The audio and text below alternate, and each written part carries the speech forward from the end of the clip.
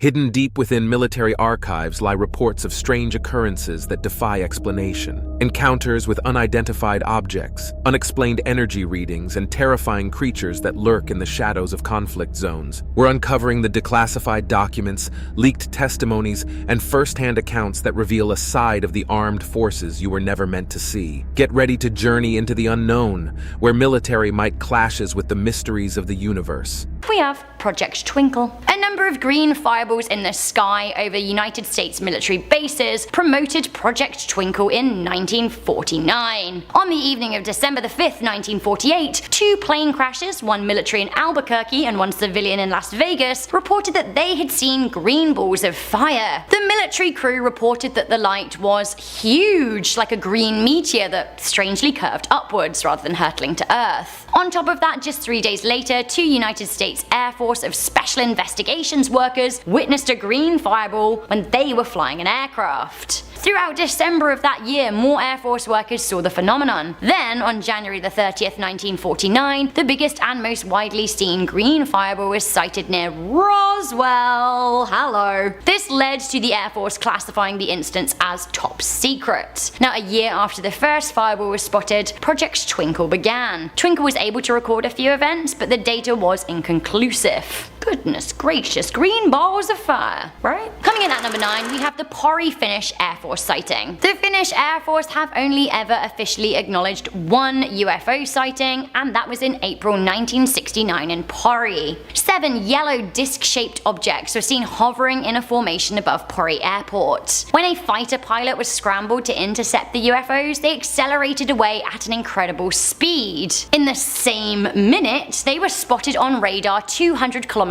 away, which is nigh on impossible. A plane chased after them at 700 kilometers an hour, but they were not able to catch up. There was actually an Oscar award-winning documentary about the case called Visitors from Space, which you should check out. Links again in the description. Ooh, this is a good one. Coming into number 8, we have Foo Fighters. And no, I don't mean the awesome band fronted by Dave Grohl. Also good though. I mean the UFO sightings by Allied pilots in World War II. The 415th Squadron, a United States Air Force unit, were flying over the Rhine in Germany in November 1944 when they saw multicolored lights they described being like Christmas lights, but in the sky. The objects flew alongside their aircraft at 200 miles per hour. They were described as being red, orange, green, and white. They appeared singularly, but sometimes they would appear in formations of 10. It was also said that they could outmaneuver the aeroplanes they were flying against. The squadron then called it in. Historian Richard Zybart said, "The pilots were very professional. They gave the report, they talked about the lights, but they didn't speculate about them." Foo Fighters were also seen by the 8th Air Force of the United Kingdom over Belgium, and again by the United States Air Forces in the South Pacific by the military in the 1960s. At the time, there were theories that actually they were a secret Nazi weapon, or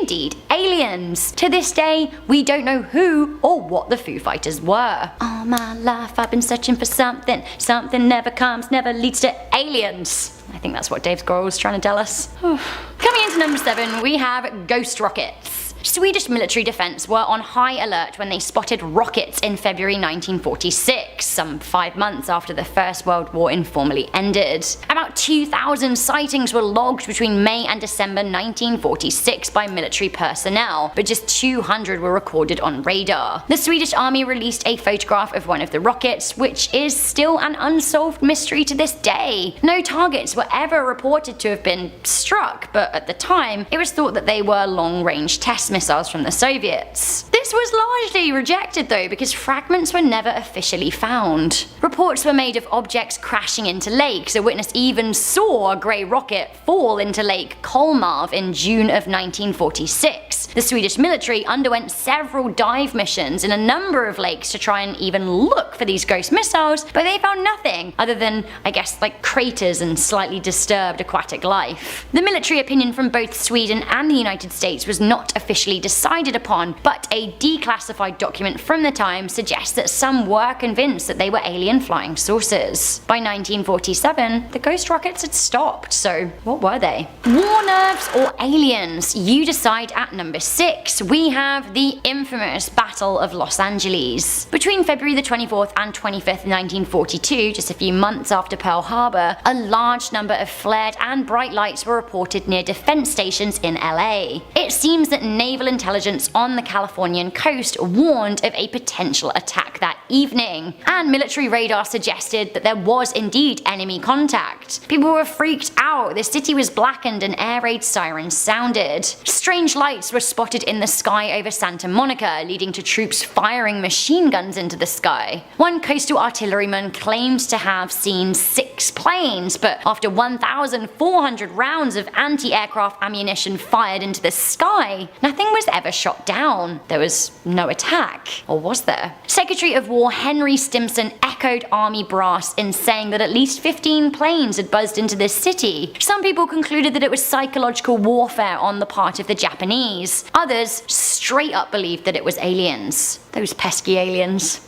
We have viral aliens up next at number 5. We have the USS Nimitz Incident. Objects were detected in restricted military training airspaces in November 2004, and video was subsequently released of a Navy fighter jet interception of a UFO over the Pacific Ocean. The footage was leaked to the press in 2017 and quickly went viral, but many were quick to claim that it just wasn't authentic. However, just a couple of days ago, as of the scripting of this video in 2019, the United States Navy have actually confirmed that the video is authentic and does include unidentified flying objects. The Navy is trying to update their protocol for pilots reporting UFOs in order to reduce the stigma. We still have absolutely no idea what the UFO was. Coming into number 4, we have 2014 to 2015. Get ready, because this is heavy. An article in Rolling Stone magazine claimed that the United States Navy had reported UFOs on a near daily basis between Virginia and Florida in 2014 and 2015. This also seemed to be confirmed by the New York Times. Now, the sightings began in the summer of 2014 when Navy pilots reported UFOs 30,000 feet into the sky, reaching hypersonic speeds as they were conducting training maneuvers below. According to Lieutenant Danny Acoin, the objects had no distinct wing, no distinct tail, no distinct exhaust pipe. He continued by saying it seemed as if the objects were aware of their presence because they would actively move around them. Further to that, at the same time, further Navy pilots were reporting an influx of unidentified flying objects off the east coast to the Pentagon. What was going on? Coming into number 3, we have the Kinross Incident. In November 1953, a United States Air Force pilot disappeared after investigating a UFO over Lake Superior on the border to Canada. Felix Monclar scrambled an F-89C Scorpion jet from the Kinross Air Force Base with another member of the Air Force, Robert Wilson, acting as a radar operator down below. Ground control claims that the UFO and the plane grew close on the radar screen. They were going towards each other, and then at one point they even seemed to merge. The then unidentified object continued its previous course, and the plane disappeared. Searchers were sent out for it. It was never found. A search was indeed conducted, and it seems that parts of the plane may have been uncovered several years later in 1968, but the identity of the parts was never published. Many think it was all a ruse. The body of Monclar was never found, and neither was any trace of the UFO, so we just don't know what happened that night. There have been a number of military whistleblowers over the years. At number 2, I want to talk about Charles Hall and the Tall Whites. Charles Hall used to serve in the United States military as part of the Air Force, stationed in, wait for it, Nevada, aka the home of Area 51. Although it seems that Hall, who worked as a meteorologist, was actually based at the Nellis Air Force Base, which was around an hour away from Area 51, but still. Hall claims that back in the 1960s, the Air Force were actually in cahoots with aliens. He said that the United States military exchanged technology with quote-unquote tall whites, a blonde-haired human-like race of aliens. Hall continued by saying that there was a hangar at the base. Now I quote,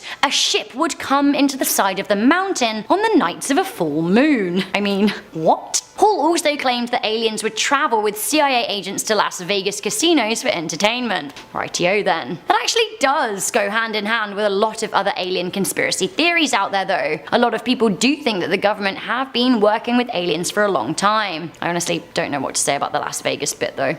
Even crazier at number 1, this comes from Canada's former Defence Minister Paul Helier, so how can we argue? This is crazy, hold on to your hats, because if not, they're getting blown away. Paul Helier used to hold one of the top jobs in Canada. He's an engineer with a long career in politics and military logistics. The man claims to have helped found the International UFO Landing Pad in Alberta. In 2005, he claimed to have seen UFO for himself, and in 2014, he confirmed the existence of tall whites. He said that he was aware of at least 4 species of aliens that have been visiting planet Earth for thousands of years. He claimed that 2 of the species are directly working with the United States. He also claimed that the different species are from different places and they should not be considered as one entity because they have different agendas. He says that the aliens that humans have encountered do not think that we're good stewards of our planet, and I'm inclined to agree. Helier is still a member of the Privy Council in Canada and is, by and large, a very credible source. Flynn, even though it seemed that war is just non-stop carnage without any rulebook to slow things down, I mean, it might be like that, I've never been there, and like most things in the world, when you're actually part of it, it's mostly very different.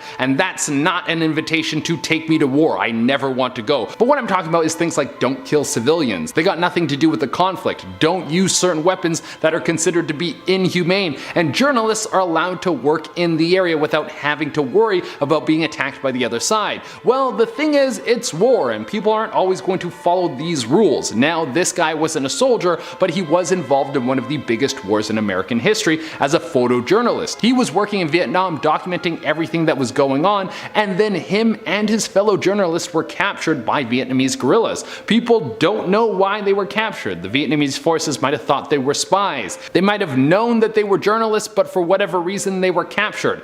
After that, no one knows what happened to them. They might have been taken behind enemy lines and then sold off to other people, or they might have escaped and got lost in the wilderness and passed. But to this day, the fate of those 2 men is still a mystery. And guys, make sure you hit that like button because it really helps us out. Coming at number 9, we have Enrique Martinez. Back in 2020 on Memorial Day, Enrique Martinez would go missing. His family put out a missing persons claim for him, and for a significant period of time there was nothing found. It would seem that he might have ran away because his family said that he didn't have any enemies and described him as a hippie. Seems like an interesting combination of hippie and soldier, but he just wanted to live a fun life with his family after serving his time in the military. Eventually there would be a discovery made that would help the family know what happened to their son, more in the sense it would let them mourn and have some closure. His head was found in a pier after it washed ashore. This shocked the community where he lived. The problem was that the rest of him was never found, so it was hard to find out what actually happened to him. There was no security footage of what happened to him either, so it's unknown who could have done this to him.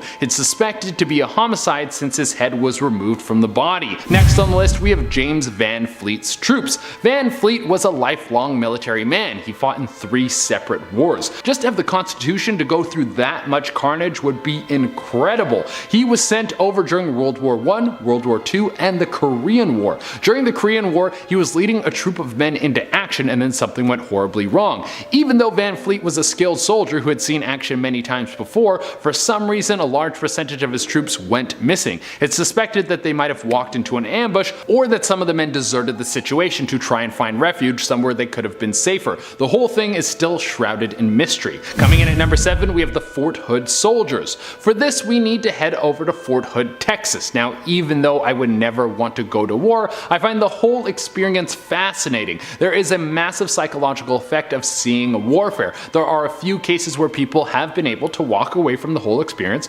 without it affecting them very much, but for other people it seems like it sticks with them for a very long time. And then those ongoing effects might stick with your platoon. In Fort Hood, Texas, there has been a series of missing soldiers that people cannot explain. There seems to be something going on over there that is causing people to snap. On 2 separate occasions, people have opened fire on their fellow soldiers, and since then 12 different people have gone missing. Now, 2 of them were found, but they were not alive. Could these people be running away from the military because they're finding out that this life is not for them, or is there something that the fort is trying to keep secret and some reason they needed to take people out? No one knows why so many troops have gone missing within the American borders, but it has been raising a lot of suspicions. Next on the list, we have Bo Bergdahl. Bo was fighting in the military around 2010. He was over in Iraq, he was serving with his troops, and then out of nowhere he would disappear. There was a search launched for him, but it would seem that he was lost to the world. People thought that he might have been killed in action, or that he might have ran away from his post from the stress of being out there, but the answer would actually have been darker than both of those. He would pop up in a Taliban video. He had been taken prisoner by the terrorist organization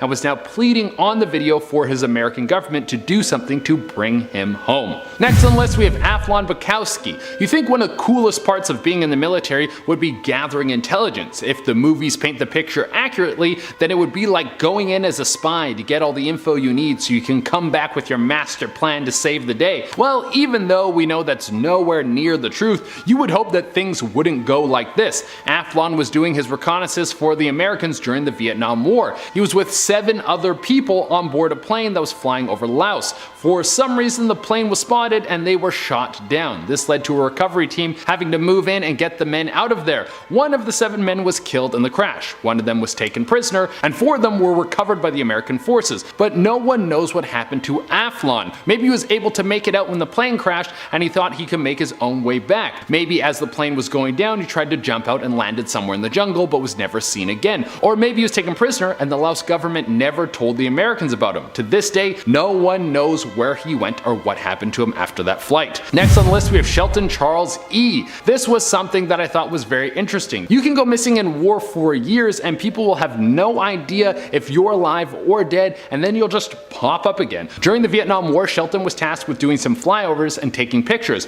It sounded like it should have been something fun and relaxing, but I don't think there's anything in the military that is fun and relaxing. And this trip to grab these photos would have been extra stressful. During the flyover, his plane caught fire, and that's pretty damn serious. I don't know if you guys have been on a plane or know that much about aviation, but when you start to see fire when you're up in the sky, there's a good chance that you're done for. Now this plane went down, but he was able to call for rescue before he hit the earth, and he survived the crash. Now your boys should have come right for you to save you, but there was weather conditions that made it horrible for them to come in and making it impossible for the men to get there to save their man. It took them 3 days to get through there, and by the time they did, he was gone. Now people didn't know what happened to him. That was until 3 years later when he popped up as a Vietnamese POW. The whole time he was alive and his buddies had no idea where he went. Next on the list we have the missing Milla Soldiers. There has been a constant conflict in the country of Milla. The government-run military has been in a battle with the Islamic militants that have been rebelling against the country, and on March 16th the militants attacked a base. It's unsure how they were able to get in and attack with such precision, but they were able to take out 11 men, and now 8 others are missing. It's unknown what could have happened to these 8 men. They might have fled the scene when they realized the base was overrun and they need to get into a better position, or they could have been taken hostage by the militant group. 8 men could be a very strong bargaining chip in future negotiations if it came to that. Next on the list we have Sanjit Bhattacharjee. We would like to think that everyone is following the rules of war, but that is sometimes not the case. Sometimes you can be taken away and forgotten about, and that might be what happened to Sanjit. Sanjit was in the Indian Army and he was in charge of patrolling the border between India and Pakistan. Back in April of 1997, him and his platoon were out patrolling and they came back without him and 1 other soldier. Since then, his mother has been petitioning with the Supreme Court to find out what happened to her son. There is a chance that he was killed in action, but there are a number of Indian soldiers that have been taken into the custody of the Pakistani military that the government is denying. Sanjit's mother is sure that her son is one of those soldiers. Even after 24 years, she is still fighting to have her son returned home safely. That is a very good mom. And next we have the missing troops from World War I. World War I was the first majorly mechanized war. You had people on horseback fighting people who had cannons that could devastate a 5 square meter radius. The unbalance of tech was insane, and because of this, some of the battles were brutal. In the Battle of the Somme, there were 300,000 people that died. Over 20,000 people died in 1 day. As you can imagine, when people were storming into the battle, shells were falling out of the sky non-stop. There were a lot of bodies that were unaccounted for. Over 70,000 soldiers went missing during World War I. Now, some of these men might have run away to start a new life in Europe. After they saw the destruction of the war, they might have wanted nothing to do with it. And I can't really blame them. Eventually you realize that this is going to get you killed and you just want to live your life. But there's a good portion of that 70,000 that were killed in action, but their bodies were never found. Starting off this list, in our number 10 spot we have Michael Ney. Michael Ney was a first Duke, and he was the first Prince of the Moskva,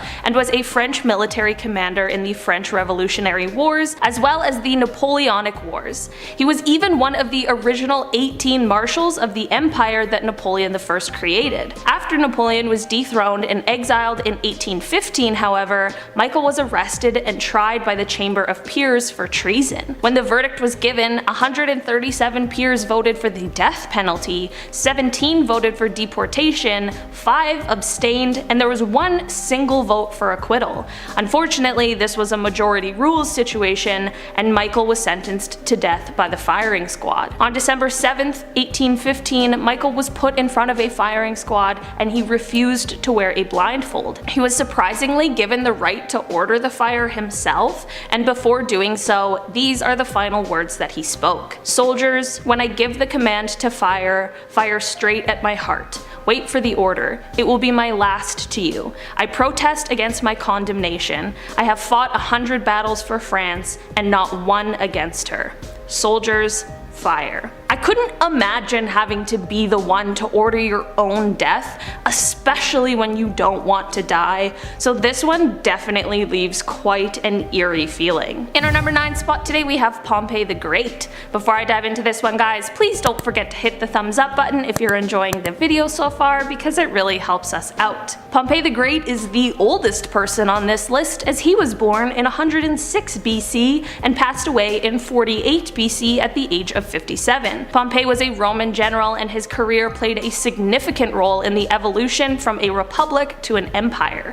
At one point he was an ally of Julius Caesar, but they became enemies, and this is what led to Pompei's death. In 48 BC there was a civil war in which Caesar beat Pompei's army, and Pompei began to retreat to Egypt. Once he got there, he hoped that King Ptolemy would help him, but unfortunately the king feared Caesar, so instead the king invited him ashore at Pelusium, and it was there that Pompei was assassinated. Pompei's final words were to one of the assassins, and it seems as though Pompei recognized him. He said, "I am not mistaken, surely, in believing you to have been formerly my fellow soldier.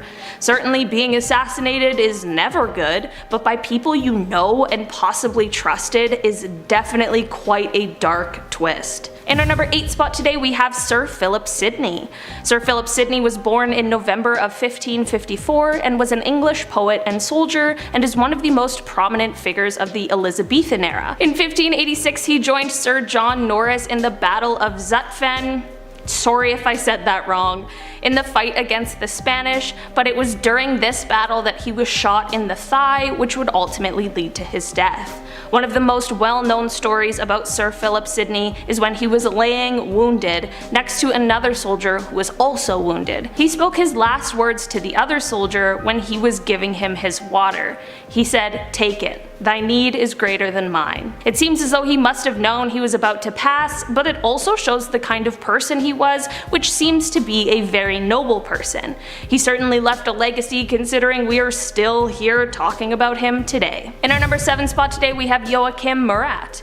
Yoakim Morat was a marshal of the empire and an admiral to Napoleon, and he was also the king of Naples from 1808 to 1815.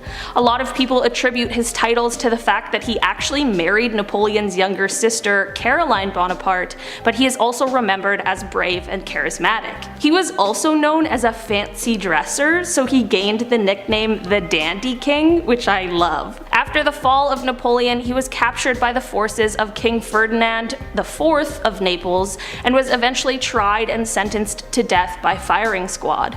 When the time came, he refused a chair and a blindfold and said, "I have braved death too often to fear it." He then stood up tall and proudly and kissed a carving of the face of his wife that he had with him, and then he spoke his final words, which were, "Soldiers, do your duty, straight to the heart but spare the face. Fire." Honestly, I don't know how these people stay so calm and collected during these undoubtedly terrifying moments. In our number 6 spot today we have Major Lloyd Williams. Major Lloyd Williams was born in 1887 and was an officer in the United States Marine Corps and passed away fighting in World War I.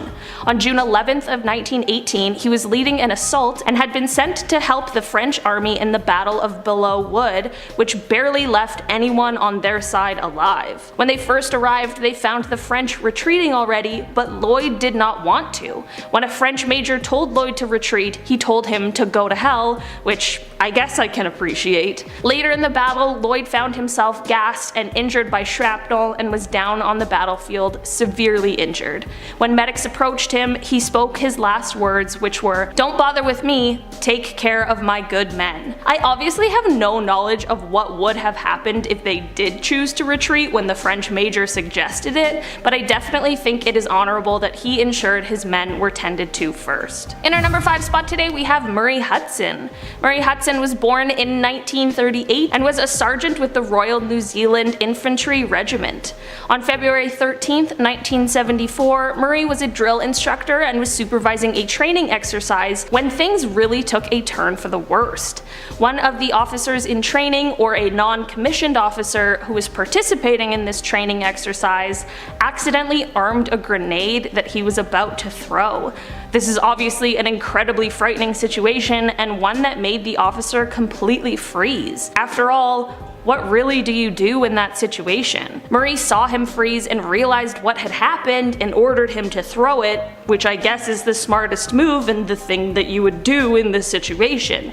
The officer unfortunately was still frozen and wasn't reacting, so in an attempt to save him, Murray went over and took his hand and tried to release the grenade so that he could throw it. During this process, the grenade unfortunately exploded, which took both of their lives. The final words of Murray were his directions and him saying, "Throw it, just throw it." Such a tragic event that absolutely could have been avoided. Murray was awarded the George Cross after his passing, which is the highest award bestowed by the British government for gallantry not in the presence of an enemy. In our number 4 spot today, we have Louis Joseph de Montcalm. Louis Joseph was a French soldier who was born in 1712 and was commander of the forces in North America during the 7 Years' War. In September of 1759, he decided to attack the British with the forces he had instead of waiting for more people and more numbers. Many people believed that this was his greatest mistake, but he felt like if he waited, they wouldn't have been able to defeat the British. That may be true, but without waiting, the British of course still defeated the French forces. Louis was riding back to the city when he was struck by a musket shot in the back. There were 3 soldiers who helped him back to the city and to a surgeon who explained that he wouldn't be able to even make it through the night. Before his commanding officers left him for the last time, he had some not so nice words for them. His final words happened to be, "I have much business that must be attended to of greater moment than your ruined garrison and this wretched country." Considering he's talking about the country that I live in, that seems a little rude, but I can understand why he felt that way. In our number 3 spot today, we have Simon Bolivar. Simon, who is often referred to as the Liberator, was born in 1783 and was a military and political leader that led Venezuela, Bolivia, Colombia, Ecuador, Peru, and Panama to their independence from the Spanish Empire.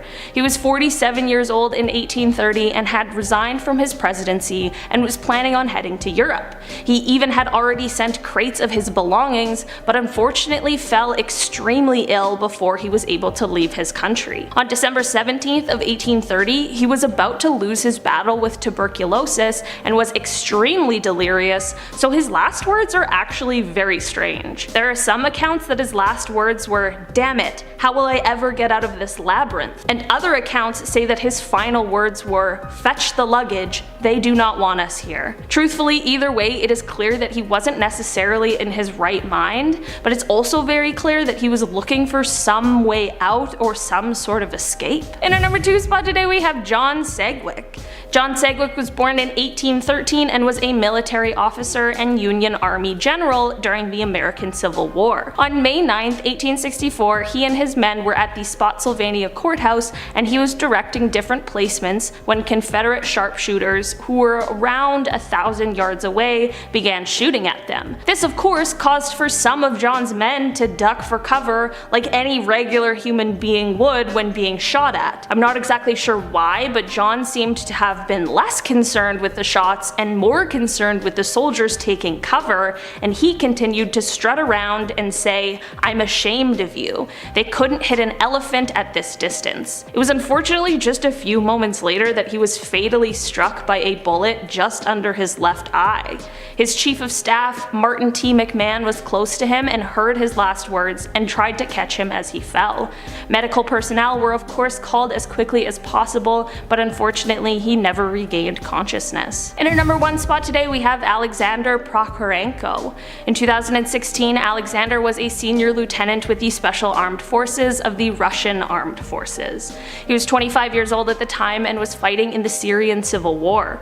On March 17th of 2016, during the Palmyra offensive, he found himself surrounded by ISIS militants. Not wanting to be captured alive and also bravely doing what he thought was best, he ordered an airstrike on his location. His command was slightly confused in the beginning of this order and asked him to confirm his order, and this is when Alexander spoke his final words to command. He said, "They are outside. This is the end, Commander. Thank you. Tell my family and my country I love them. Tell them I was brave and I fought until I could no longer. Please take care of my family. Avenge my death. Goodbye, Commander. Tell my family I love them." Alexander left behind his wife Katya and the child they were expecting at the time of his death. He was nicknamed the Russian Rambo after his death and was awarded the title Hero of the Russian Federation for his ultimate sacrifice. Tucked away in the shadows of the Cold War, the Zeljava Air Base, also known by its codename Object 505, stands as a monument to the power and paranoia of the era. This gargantuan underground complex wasn't just any military base, it was one of Yugoslavia's largest and most costly defense projects designed to endure a nuclear onslaught. Over 2 decades, billions were poured into constructing this fortress that sprawled beneath the mountains, equipped with advanced technology and ample space to shelter a significant portion of the Yugoslav Air Force. However, as the Croatian War of Independence erupted in 1991, the Yugoslav People's Army took drastic measures. Rather than let this strategic asset fall into enemy hands, they chose to obliterate it. This systematic destruction was thorough, runways blown apart, tunnels sealed, and command centers reduced to rubble. The base's mysterious and its secretive past have ignited a myriad of conspiracy theories. Some insist it was a covert nuclear arsenal hiding warheads under the guise of an airbase, with whispers that these weapons were secretly whisked away or still lurk in the labyrinthine ruins. Others speculate about the extensive network of tunnels rumored to stretch far beyond the base,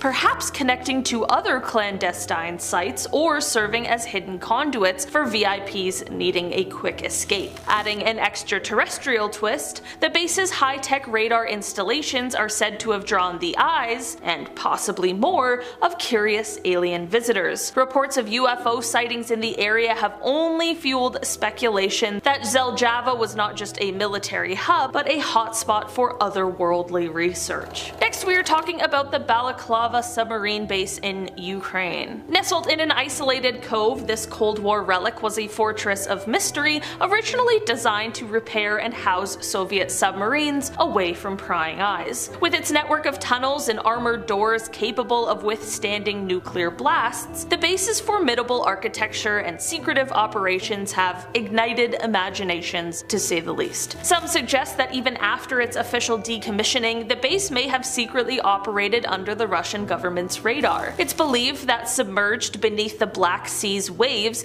the base could have been the staging ground for spy missions, covert intelligence operations, or even sabotage campaigns. Others theorize that its secluded watery depths made it an ideal spot for testing new, undisclosed weapons, technologies like torpedoes, or experimental submarines. The labyrinthine tunnels could very well serve as a vault for storing top secret documents, cutting-edge tech, or even undisclosed materials. Some conspiracy theorists take a deep dive into the fantastical. They imagine the base as an underwater layer for extraterrestrial liaisons, theorizing it was constructed with the aid of aliens to serve as a covert hub for interstellar research or as a meeting point for human and alien leaders. Others speculate it was a doomsday bunker prepared to shelter the Soviet elite from nuclear fallout or other cataclysms, poised to emerge post-apocalypse to rebuild civilization. And perhaps the most outlandish of all, if this wasn't enough, some believe the base's nuclear capabilities might have been used for audacious experiments in time travel, potentially opening portals to other times or dimensions. The Belitz Heilstatten was a massive hospital complex in Germany, originally built at the end of the 19th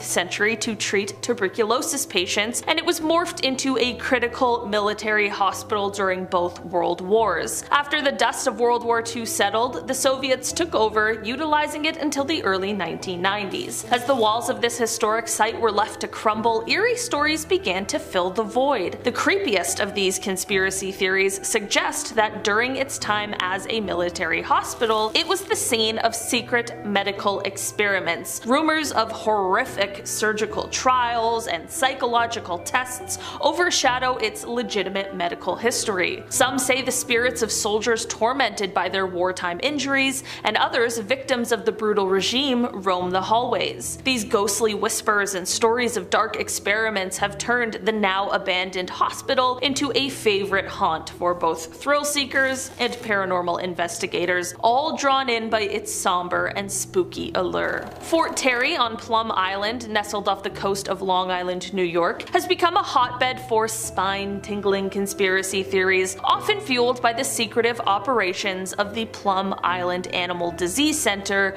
or PIADC, which was established there after the fort's decommissioning. This isolated location, shrouded in mystery, is notorious for its rumored involvement in biological weapons research, with the most chilling theory suggesting that experiments with ticks and pathogens meant for warfare led to the accidental creation and release of Lyme disease. According to whispers among conspiracy enthusiasts, a genetically modified tick carrying the Lyme bacteria managed to escape the island, sparking the initial outbreak in the nearby Lyme, Connecticut. But the tales don't stop there. Some suggest that the facility dabbled in creating grotesque animal-human hybrids, merging DNA for sinister, undisclosed purposes. Even wilder are claims of alien autopsies conducted in the labs where extraterrestrial beings from UFO crashes were supposedly examined. And, like any good conspiracy, there's always the belief in a vast government cover-up, with claims that the feds are keeping a tight lid on the truly dangerous experiments conducted at PIADC. Nestled in the heart of Germany, the Wunsdorf Soviet camp, dubbed Little Moscow, tells a tale of historical significance and shadowy mystery. During the tense years of the Cold War, this sprawling military complex served as the nerve center for the Soviet forces stationed in Germany. A bustling, self-contained mini-city,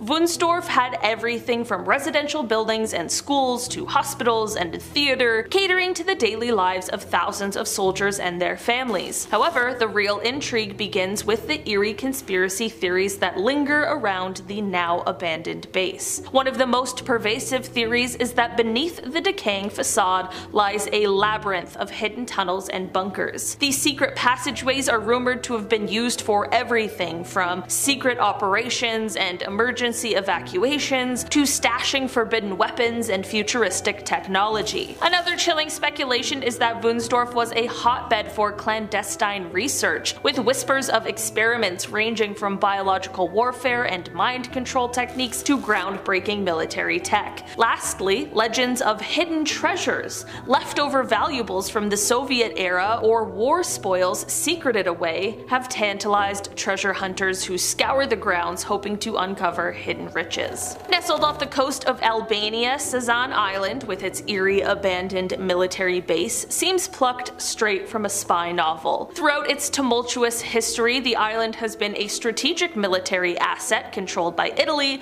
the Soviet Union, and Albania. During the Cold War, under the iron grip of Albania's communist leader Enver Hoxha, Sazan was transformed into a fortress. It boasted an extensive network of tunnels, bunkers, and underground facilities, making it virtually impenetrable and intensely mysterious. One popular theory suggests that Sazan was a center for the dark arts of warfare, specifically the development of biological and chemical weapons. Its isolation and the government's tight-lipped nature only added fuel to these chilling speculations. installations. Others whisper that it served as a covert submarine base utilizing its strategic location and deep surrounding waters. Darker still are the rumors that it was actually a prison and torment facility where political dissidents were subjected to unimaginable horrors. Some even believe the island's labyrinth of tunnels hide treasures, looted riches, or relics left by former rulers. Camp Hero State Park, located in Montauk, New York, holds a fascinating slice of Cold War history, originally serving as a radar station that played a critical role in America's national defense. Today, this park is not only a serene getaway with a picturesque ocean view,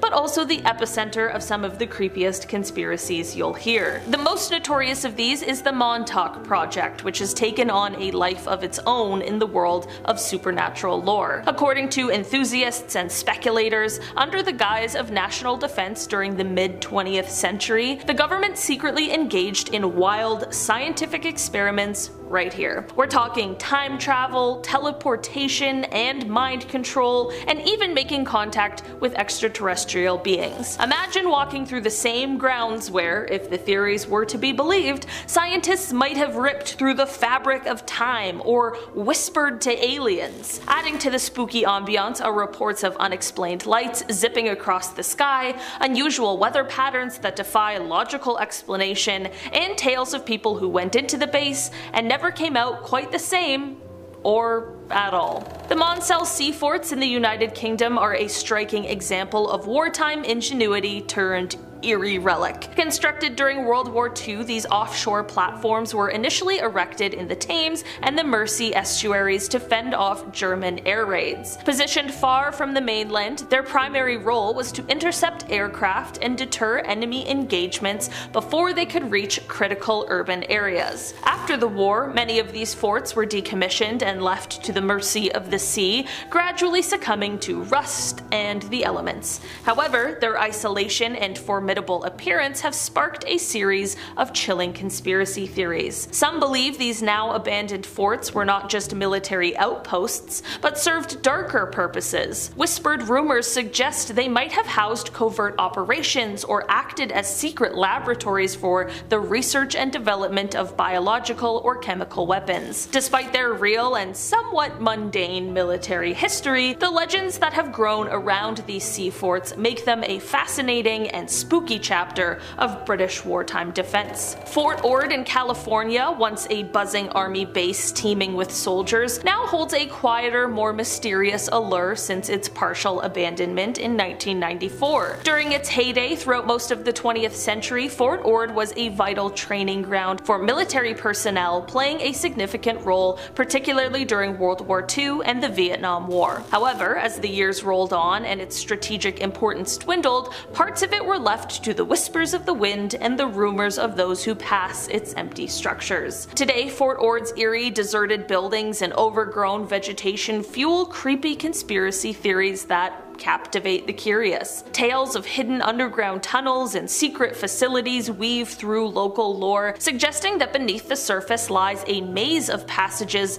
used for undisclosed, possibly nefarious activities. Adding to the base's ghostly ambiance are reports of spectral soldiers, apparitions in uniform, perhaps remnants of its bustling past, who are said to roam the old barracks and training fields. These ghostly figures, spotted in the shadows or the fleeting corner of an observer's eye, contribute to a chilling narrative that Fort Ord is a place where the line between the historical and the supernatural blurs. And finally on our list today, we are talking about the Titan I missile complex. A 57-acre expanse in rural eastern Washington, it is steeped in the kind of Cold War secrecy that naturally breeds conspiracy theories. Buried 155 feet underground, its massive silos, once armed with nuclear-tipped Titan I rockets, are a testament to an era riddled with paranoia and mistrust. The Titan I program was inherently secretive, a necessity given its strategic importance during the Cold War. Numerous accidents and near misses, such as fuel leaks and accidental launches, sometimes even culminating in explosions, add a darker hue to the narrative. These mishaps could be easily misconstrued as evidence of either cover-ups or perhaps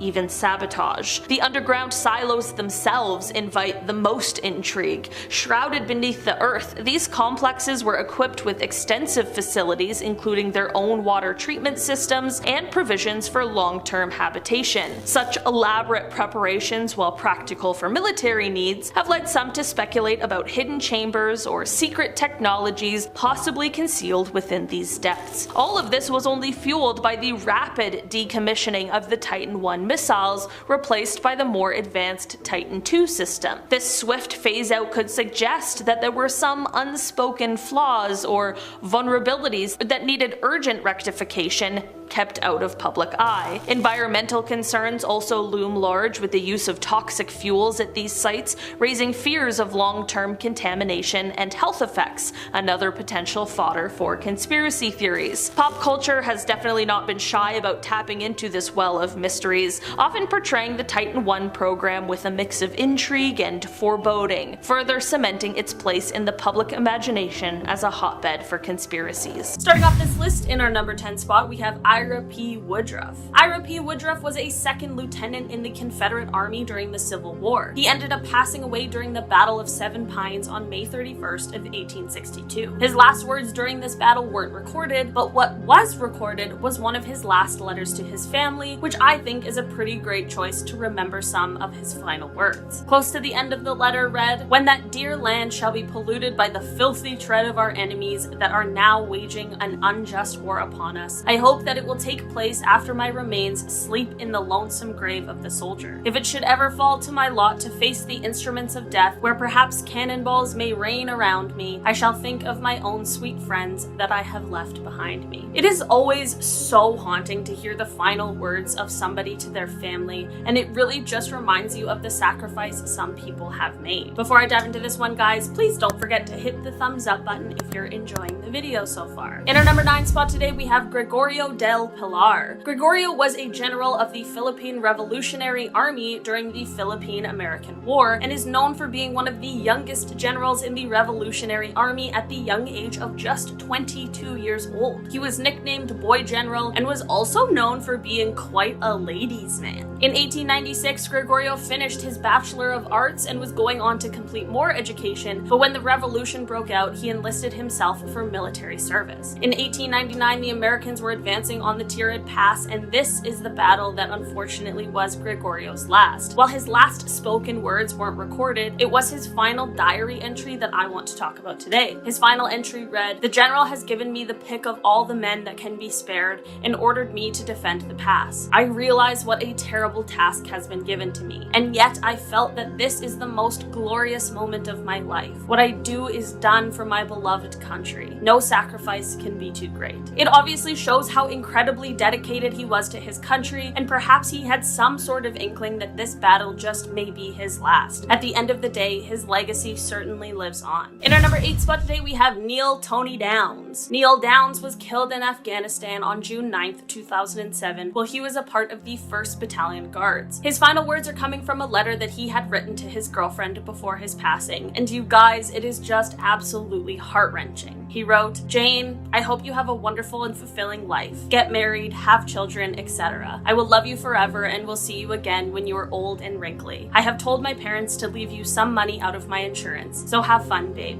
Okay, gonna go now, beautiful. Love you forever. Tony, XXX." Any letter left to family before someone passes is incredibly hard to read, but there is something that is just so terrifying and sad when those words reflect that they knew that the end was near. To end this one on a happier note, in the letter he also wrote about how he bets his lottery numbers will get picked now, which made me laugh through the tears I had the first time I was reading the letter. In our number 7 spot today, we have Henri de la Tour d'Auvergne. I'm so sorry to any French people watching this. Henri was a French general who has gone down in history as one of the greatest military commanders in modern history. During the Dutch War in the summer campaign in Salzburg on July 27th, 1675, Henri was struck by one of the first shots. I believe it was also a cannonball, so it was most definitely not a good scene. He laid on the ground, barely able to breathe when he uttered his last words, which were, "I did not mean to be killed today." Aside from that being very honest, it's also quite sad. I always like to picture people people's final moments as peaceful or just hope that they have no idea what is happening, but this was of course not the case for him. After his passing, when his death was announced, people all over were mourning the loss as he was an incredibly well-respected man. In our number 6 spot today, we have Thomas Jonathan Jackson. General Thomas Jonathan Jackson is much better known by his nickname Stonewall Jackson. He was a Confederate general during the American Civil War and is one of the most well-known commanders there has ever been, as he had quite a significant role in winning a lot of the most famous battles. Now, in 2021, he certainly has a slightly controversial past, but we will save that for another video. After the Battle of Chancellorsville, Stonewall ended up being mistakenly shot in the left arm twice and once in the right hand. This led to his left arm being amputated, but the medical struggles did not end there. He ended up developing signs of pneumonia, but the doctors didn't catch the signs in time. On May 10th, 1863, just a short 8 days after he was shot, he ended up passing away from his pneumonia. Before he passed, his doctor recorded his last words. He was very weak, but he managed to utter the sweet words, "Let us cross the river and rest under the shade of the trees." This is not dark like the other ones on this list, but it sure is memorable. In our number 5 spot today, we have Maynard L Beamster,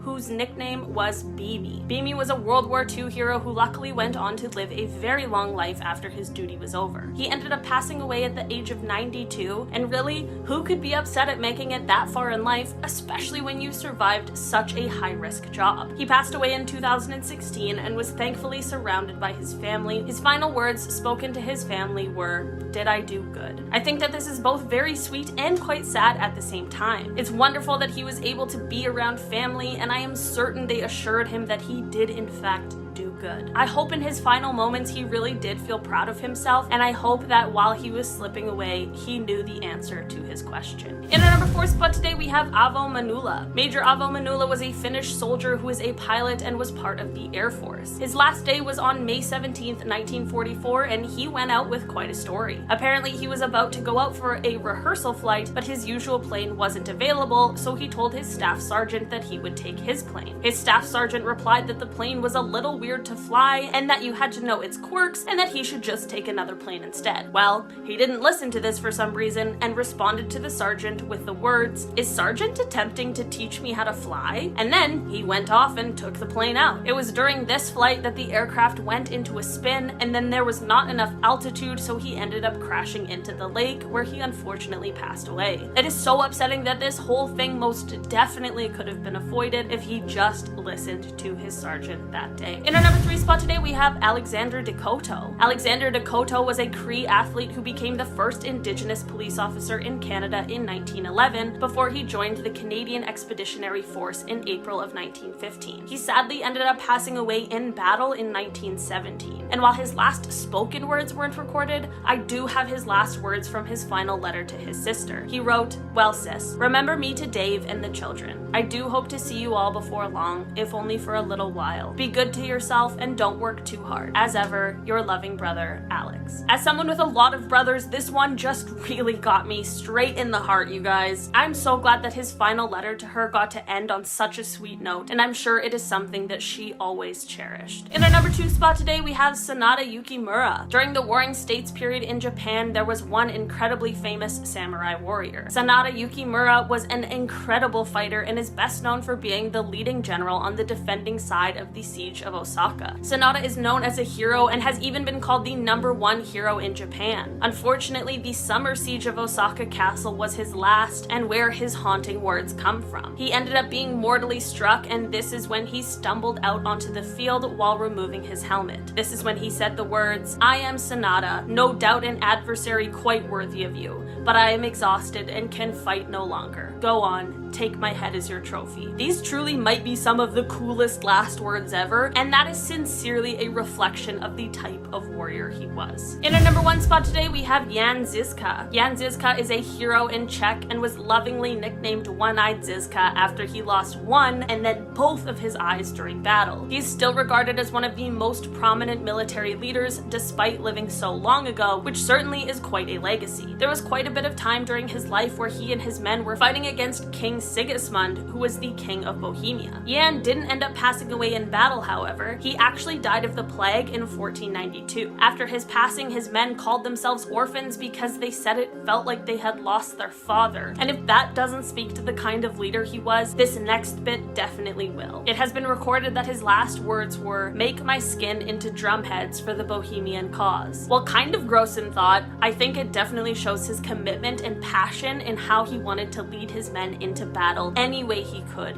even after passing. Starting us off at number 10 is Okinawa Part 1. Now if you were asleep during your high school history lessons, not to worry, because here I am with a quick Spark Notes version. So during World War II, Okinawa, Japan was an area where a lot of took place. Can you just imagine if your history teacher taught like that? Like, you know, World War II happened, things went tits up, on to the next historic event. Can you imagine? No, I really hope your teacher didn't teach like that. Either way, the area had many military bases, more than half were American and the rest were all Japanese. And the base was so haunted that American troops used to even host ghost tours during Halloween. But one place in particular is meant to be known for its ghostly events, and that is Gate 3 in Camp Hansen. Soldiers that have guarded that gate have all reported seeing a man covered in blood and bandages struggle to walk towards them and ask for help. But once the soldiers talk to him, he's known to smile and vanish into thin air, and speculation claims that he was one particular soldier that got shot as he was running back to the base. He just didn't make it back in time. Now soldiers have been so hesitant to guard the gate that it was actually closed down due to the lack of willing personnel wanting to guard it. But wait,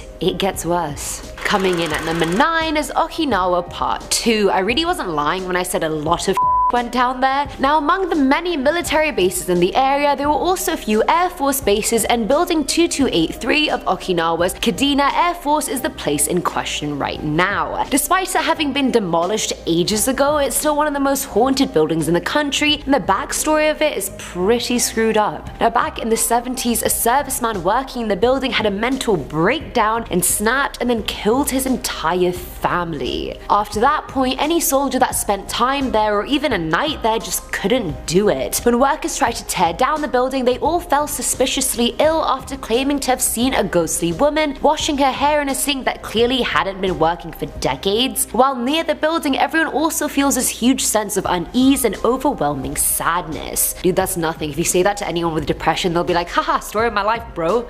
Hashtag me. But anyway, the cherry on top is the fact that there's now a daycare next to where the building used to be, and teachers constantly complain about the kids throwing their toys over the fence because the children on the other side ask them for the toys. There are no children on the other side. That's the catch here. The ghosts. At number 8, we have the Jefferson Barracks Badass, and yeah, that really is what people call him. Located in Missouri, the Jefferson Barracks is one of the most haunted military bases in the world. And I'm not even surprised considering how much death has taken place there. I mean, it used to be a military hospital, then it was a graveyard, and it was even a military staging area at one point, so there's a lot going on here. Either way, over the years, countless soldiers have been stationed there, and many have left their posts completely because of one specific ghost. The barracks ghost was a guard who was shot in the head during a munitions raid. He's extremely aggressive, like straight up just out to get you, and he actually challenges soldiers to fight him. Despite literally having a bullet in his head, he's out here just ready to square up, and soldiers are terrified of him. And if his presence isn't bad enough, the jail cells there are also haunted by disembodied voices, there's floating apparitions, and shadow people. Freaking great. Do they prepare you for that during training? Like, okay, your real human target is over there, but always watch your back for that freaking ghost who could get you too. Haha, out you go. No. Filling our number 7 slot are the Six Devils. Having taken place back in 1836, this is actually one of the first ever military ghost encounters ever reported. General Juan Jose Andrade sent a group of troops to burn the soldiers that had died at the Alamo. Hours later, when the men returned, they were pale and shaken up and refused to go near the Alamo ever again. Now they claimed it was guarded by 6 devils and that burning the bodies felt like being in hell itself, which is a pretty bold statement. People who have gone there since have reported seeing boys walking around in period clothing and hearing hooves on the ground when clearly there are no horses around. And not even including the war deaths that took place there have been multiple suicides in the area as well. Other people have claimed seeing a man and young boy jumping off the Alamo mission to their death but then vanishing into thin air. Where did they go? Where did they come from? Cotton Eye Joe. Now at number 6 are the voices. This one's from Reddit user BloodSoup03, who said he was stationed in Iraq back in 2006 and it was his turn for guard duty. He was stationed in a massive compound area called Camp Baharia, in an area where Saddam Hussein's sons apparently raped and tortured women. Apparently, it's not confirmed. Now the guard tower he was in was 2 stories high and you had to use this metal spiral staircase to get up there. One night, halfway through his post, him and his friends suddenly heard this loud pair of footsteps sprinting up the stairs. Taken off guard, both of them grabbed their helmets, got their weapons ready, and waited. After a few minutes, he went around the corner to find absolutely no one. Now he made his way downstairs and outside the tower to make sure no one was around, and no one was. There wasn't even any new vehicle outside that could have brought someone, and they didn't understand how they didn't see the person approach or even hear them open the tower door. It just wasn't making sense. Either way, he went back up to his partner, who was pale as hell, looking like he'd seen the devil himself. He asked the user what all the commotion was about and where the woman was. The user was like, "What are you talking about? What woman?" His comrade replied saying when he had gone downstairs he had heard a scuffle between the user and a woman and heard a blood-curdling scream for help and then silence. The user went white and was like, "I didn't hear any of that. I didn't even see a woman." So could it have been one of those women that Saddam Hussein's sons raped and tortured? Who knows? Possibly. Coming in at number 5 is Brother Bear. So this story is actually from World War I veteran Will Bird's memoir, Ghosts Have Warm Hands. Now Will's brother was a war veteran as well who had died 2 years before he wrote the book. In this one, Bird said he was napping in a sheltered area when he suddenly woke up and saw the ghost of his brother Steve smiling down at him. He said Steve smiled at him and put his hands over his mouth as Will started screaming out of joy. What a nice story. This one does have a happy ending, don't worry guys. Now he then told Will to get his gear and follow him. 5 minutes later, at a new spot, Will saw the place he was napping beforehand be blown to pieces by enemy fire. So despite being dead, Steve's ghost saved Will's life, and that's a true MVP brother if I ever saw one. Like, hello, Steve, you're doing great, sweetie. At number 4 is Hellman's Observation Point Rock. Locals and soldiers in Afghanistan alike believe the area is cursed and haunted by tragedies of the past. When Russia occupied Afghanistan, Point Rock was the place where Russian soldiers were executed by Afghani Mujahideen. And ever since then, when Marines are posted there, they have reported hearing voices speaking in Russian time and time again, even though there are never any Russians in the area. Lance Corporal said the place sucks and that you could stick a shovel in any part of the area and you'd come up with bones. And it's not just Russian afterlife that the troops are scared of. Guards there have dealt with the voices of people crying, phantom gunfire, lights that appear and disappear with no source, and a little ghost girl that tries to lure troops into an isolated area to help her. And God knows what she does with them after that. I do have a few ideas. They're not nice. Don't follow that girl. Filling our number 3 slot are the eyes. This one's from Redditor Mace Windex, who was stationed at Fort Carson in 2015 during the Warhorse Strike. He said it was the last day of a 2-week field problem and all the troops were pretty tired, wanting cigarettes or coffee or something, and just ready to get the hell out of there. That night they arranged a tactical movement to Gate 20 to secure a target. As they went off, the user was at the back of the line to make sure no one got left behind. They were in this valley and at the bottom of it there was a stream, and as soon as they crossed the stream, this disgusting stench just hit them. And it wasn't a skunk, a lot worse, the user said it could only be associated with the odor of meat gone bad. And it wasn't uncommon to find dead animals in the area, but since they'd been training there for 2 weeks, they would have found whatever it was already, and with the pungency of the smell, they wouldn't have ignored it, and I quote, "It was like some advanced decomposition."